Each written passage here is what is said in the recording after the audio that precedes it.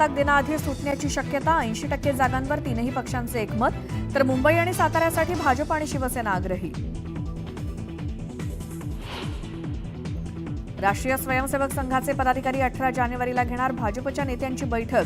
5 वर्षांच्या रोडमॅपबाबत करणार मार्गदर्शन.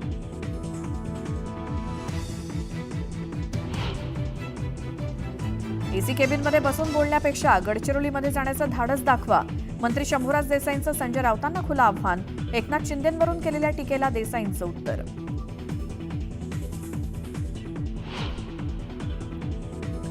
बीडमधील संतोष देशमुख हत्येप्रकरणी दोघा प्रमुख आरोपींना अटक. पुण्यातून सुदर्शन घुले आणि सुधीर सांगळेला ठोकल्या बेड्या.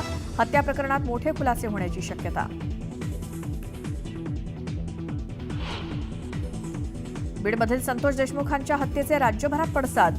परभणीमध्ये आज महामोर्चा काढला जाणार. मनोज जरांगेंसोबतच बजरंग सोनावणे आणि सुरेश धस देखील होणार मोर्चात सहभागी.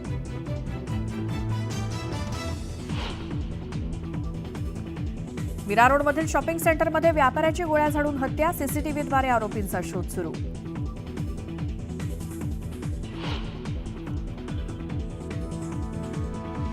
रविवारी रेल्वेच्या 3ही मार्गांवरती मेगा ब्लॉक. देखभाल दुरुस्तीची कामं केली जाणार.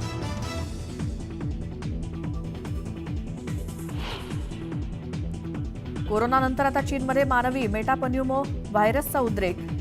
रुग्णांच्या संख्येमध्ये झपाट्यानं वाढ. जागतिक स्तरावर चिंता वाढली.